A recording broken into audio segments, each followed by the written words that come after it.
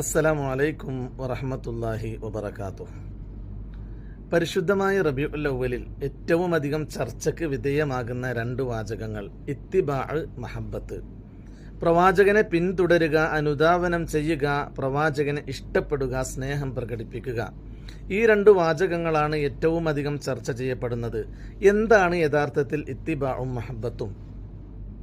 പരിശുദ്ധമായിരിക്കുന്ന ഖുർആനു ഷരീഫ് പറഞ്ഞത്, ഖുൽ ഇൻ കുൻതും തുഹിബ്ബൂനല്ലാഹ ഫത്തബിഊനി.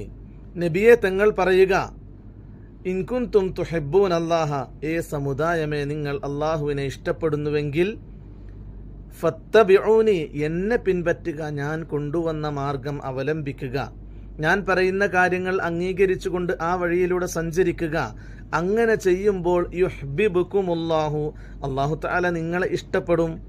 വയഗ്ഫിർ ലക്കും ദുനൂബക്കും, അല്ലാഹു നിങ്ങളുടെ പാപങ്ങളൊക്കെ പുറത്തു തരും. വല്ലാഹു ഗഫൂറുർ റഹീം, പടച്ച തമ്പുരാൻ പൊറുക്കുന്നവനാണ്, കരുണാനിധിയുമാണ്. മഹാനായിരിക്കുന്ന ഹസനുൽ ബസരി തങ്ങൾ പറയുന്നത് കാണാം, ഈ ആയത്ത് ഇറങ്ങിയത് എന്തിനു വേണ്ടിയാണ്? സഅമ ഖൗമുൻ അന്നഹും യുഹിബ്ബൂനല്ലാഹ, ഒരു വിഭാഗം ആളുകൾ പറഞ്ഞു ഞങ്ങൾക്ക് അല്ലാഹുവിനെ ഭയങ്കര ഇഷ്ടമാണ്. ഫബ്തലാഹുമുല്ലാഹു ബിഹാദിഹിൽ ആയ, അല്ലാഹു തആല ഈ ആയത്ത് കൊണ്ട് അവരെ പരീക്ഷിച്ചതാണ്. അവർക്ക് അല്ലാഹുവിനെ ഇഷ്ടമാണെന്ന് പറയുന്നു, പക്ഷേ അല്ലാഹുവിൻ്റെ ഹബീബ് കൊണ്ടുവന്ന പാതയിലൂടെ സഞ്ചരിക്കാൻ, ഹബീബിനെ അംഗീകരിക്കാൻ അവർക്ക് സാധ്യമായിരുന്നില്ല. അതുകൊണ്ട് തന്നെ അള്ളാഹുവിനോടുള്ള അവരുടെ ഇഷ്ടം യഥാർത്ഥമല്ല എന്ന് മനസ്സിലാക്കി അവർക്കൊരു പരീക്ഷണം എന്ന നിലക്കാണ് ഈ ആയത്ത് കൊണ്ടുവന്നതെന്ന് ഹസനുൽ ബസരി തങ്ങൾ പറയുന്നു. ഇമാം ഇബ്നു കസീർ തൻ്റെ തഫ്സീറിൽ ഉദ്ധരിച്ചതാണിത്.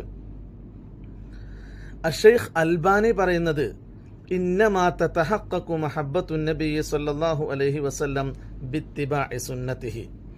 അള്ളാഹുവിൻ്റെ ഹബീബിനോടുള്ള മഹബ്ബത്ത് യഥാർത്ഥത്തിൽ ഒരു മനുഷ്യനിൽ രൂഢമൂലമാകുന്നത് റസൂലിൻ്റെ പാത പിൻപറ്റി ജീവിക്കുമ്പോഴാണ്. എങ്ങനെയായാലും ഒരു കാര്യം മനസ്സിലാക്കുക, അള്ളാഹുവിൻ്റെ റസൂലിനോടുള്ള സ്നേഹ പ്രകടനത്തിനുള്ള ഒരു വഴിയാണ് റസൂലിനെ പിൻപറ്റുക എന്നുള്ളത്. യഥാർത്ഥത്തിൽ അള്ളാഹുവിനെ സ്നേഹിക്കുന്നവർ റസൂലിനെ പിൻപറ്റണമെന്ന് പരിശുദ്ധ ഖുർആൻ പറയുമ്പോൾ തീർച്ചയായും റസൂലിനെ സ്നേഹിക്കുന്നവർ റസൂലിനെ സ്നേഹിക്കേണ്ടത് നിർബന്ധമാണല്ലോ. അതുകൊണ്ട് നമ്മൾ പ്രധാനമായും മനസ്സിലാക്കേണ്ട കാര്യം, അള്ളാഹുവിൻ്റെ ഹബീബിനോട് സ്നേഹമുണ്ടെങ്കിൽ തീർച്ചയായും ആ പ്രവാചകൻ്റെ ജീവിത ശൈലിയിലൂടെ സഞ്ചരിക്കാൻ, പ്രവാചകൻ പറഞ്ഞ കാര്യങ്ങൾ അംഗീകരിക്കാൻ നാം തയ്യാറാകണം.